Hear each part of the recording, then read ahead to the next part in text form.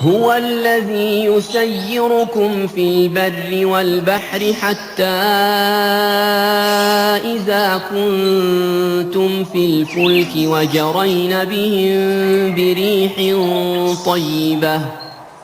وجرين بهم بريح طيبة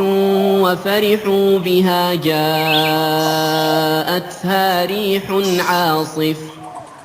جاءتها ريح عاصف وجاءهم الموج من كل مكان وظنوا أنهم أحيط بهم دعوا الله مخلصين له الدين لئن أنجيتنا من هذه